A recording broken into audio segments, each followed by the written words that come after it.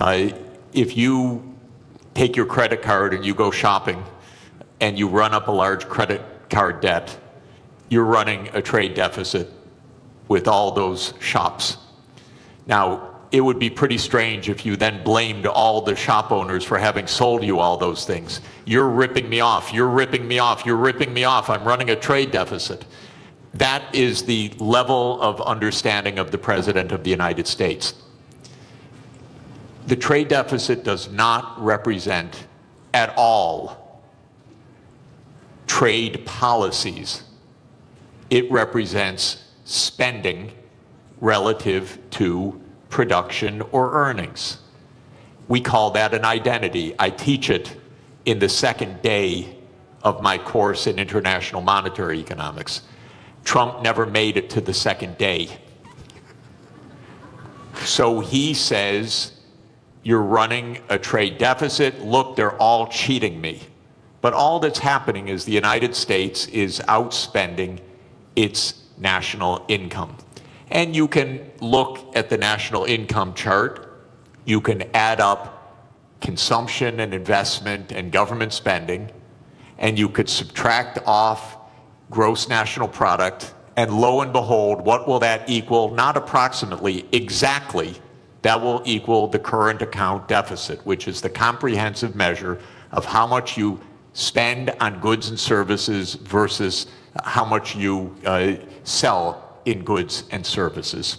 So the United States runs a current account deficit because it spends more than it produces. Why does it do that? We have a big credit card in the United States. It's called the national government. The US government spends about $2 trillion a year more than it takes in revenues. What it's doing is making transfers to the American people and to American businesses. It doesn't tax Americans for those transfers because, here's another little fact, because the congressmen that vote on the budget got into office by being paid for their campaigns by rich people who don't like taxes. So the political system says spend, but don't tax us. So we run a chronic deficit in the United States. That spending goes out either as transfer payments or goods and services, and that's more than our national income, which is about $30 trillion, and our spending is about $31 trillion. And that's our trade deficit. And for that, Donald Trump blames the world. Okay, I fail him for this if he were my student. He's my president. It's a little weirder because when he did this, in 2 days, the world lost $10 trillion of market capitalization. By the way, where did it go? Did it get transferred from here to here? No, it got destroyed. Why destroyed? Because trade, something also the President of the United States doesn't understand, is mutually beneficial. So if you stop trade, everybody loses. It's not that one side wins, the other side loses. He cannot understand that concept as a guy that traded real estate in New York. So his idea is somebody had to win, somebody had to lose. But what happened when he made this announcement was $10 trillion was wiped out worldwide. It's not that the US went up and they went down. No, everybody went down. Because the whole world system is based on a division of labor, and he's breaking that division of labor into pieces.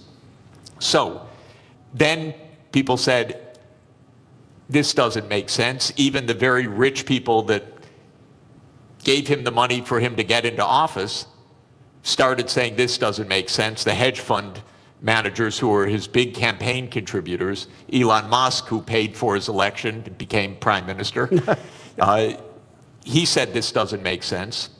And then the markets said this doesn't make sense. Not only $10 trillion, but as the finance minister said, interest rates started to rise because people began to dump US Treasury debt. The safest thing in the world, apparently. So, interesting what happened. It's not quite true that he reversed things. First, he left on this 10% tariff, except for one country, for China, 145% where he on some raised products. the tariff rates. That's because the United States has a deep, neurotic attachment to China. The U.S. political system hates China. Why? Because China's big and successful. And so that the U.S. hates. It's a rival, it's a competitor, and so this is the one thing he left on. Now he's going to mess up everything with this too, because in a trade war between the U.S. and China, China wins. China does not depend on the U.S. market very much. It's about 12% of China's exports. China will do just fine. It's just dumb policy. There's no more, sorry to say it, there's just no more explanation to this than that. It makes no sense. Now, it raises, if I could, just one last point. How can this happen when it makes no sense? And that, people should understand, we are in one-person rule in the United States. Our political system is in a state of collapse. What President Trump did is an emergency decree. Everything he does is an emergency decree. Literally, you can go on to whitehouse.gov and then follow the menu to executive decrees. And there are dozens of them. And each one starts the same way. With the powers invested in me as President of the United States, I hereby declare A, nonsense, B, nonsense, C, nonsense. Because he's king. Those powers are not invested in the President of the United States. They're invested in the Congress. You read Article 1, Section 8 of our Constitution. It says that all duties originate with the Congress.